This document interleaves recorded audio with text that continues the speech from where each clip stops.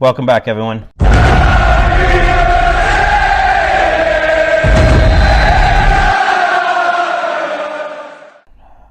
Welcome back, everybody. My name is Dustin Rubio. I'm Alex Thomas. And this is Swansea Beat.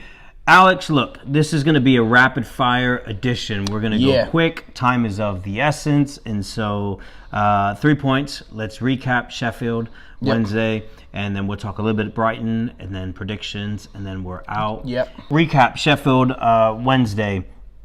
It was a draw. I felt like there were moments we could have won. We could have took it. There was a penalty. It was a penalty. If VAR was around, it would have happened. And which is another big call for it. I know a lot of people are archaic and thinking it will ruin the game and stuff like that. It's not a perfect system, but this is why we want it. That's another debate for another time. But that's why we want it, is because if we did have VAR, we're not doing a replay again. You know what I'm saying? 3 in a row. We're not doing that. And especially when we have 3 big games that are winnable. You know, beginning of the season, you see the fixtures and you're thinking, that's it. That's where we get, 9 points from these games. So a replay doesn't really help. But obviously, I think there was a lot of outrage and people frustrated with Routledge, and so was I. And I like Routledge. He's inconsistent. But in this game in particular, it was bad. Like even in the moments where we were piling on pressure, there was one moment I remember, and it was just the defender gave him space. He could have done stuff, and he literally messed up and just kick the ball to him, I mean, it was that bad. And then they go, and it was like a shift in confidence. It was almost like everybody was frustrated with him, and I felt bad for the guy. As a person, you have to feel bad for him in that moment, because it's like quicksand. It just, everything started getting worse and worse, which we probably should have just put Dyer on the left. And Narsing could have been on the right. But anyways, frustrating, but we move on.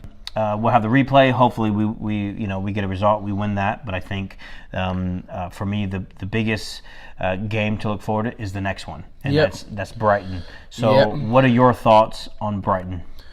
It's a big game. It's a game I feel is very winnable. I think this is probably I'm wearing a hat again now. Anyways, I'll go back to the start. I think Brighton is probably a most winnable game out of all of them. I think this is a massive opportunity for us to hit that 30-point mark. Brighton in a similar position to us, only 1 point ahead of us.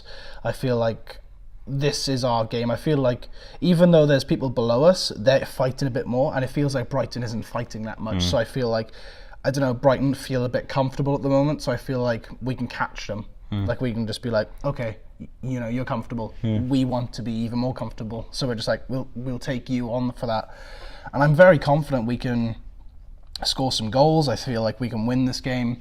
And I'm quite confident of a clean sheet as well, honestly. Yeah, I'd agree with you.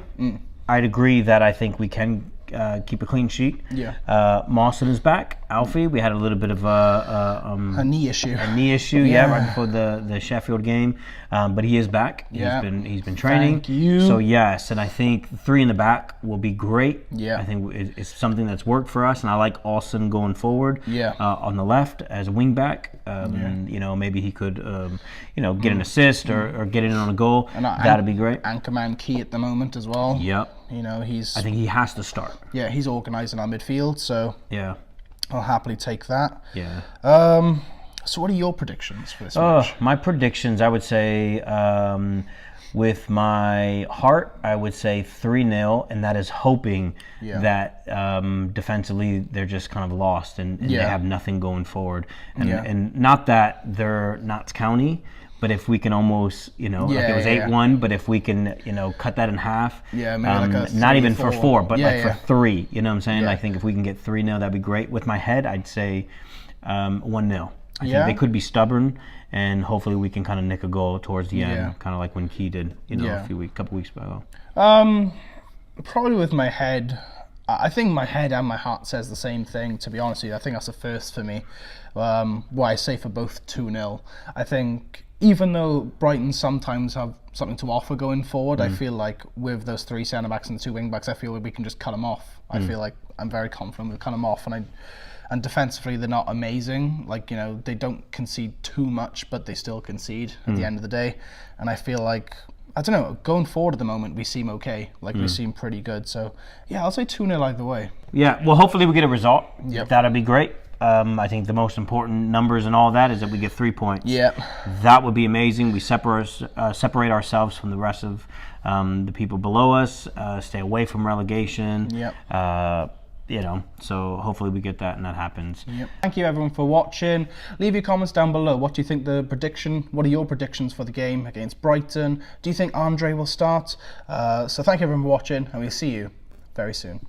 Thanks everybody for watching Swansea Beat. If you're not watching this video on YouTube, we do have a YouTube channel, Swansea Beat. Please subscribe, leave a thumbs up, and leave a comment down below. And if you are watching us on YouTube, we have a Facebook and Twitter page that you can interact with us, and you can see the videos as well on Facebook. Give us a like, give us a follow, share some of the content that's on there, and on Twitter at Swansea Beat. Thank you ever so much for the great support we've been receiving lately, and now we will see you very soon.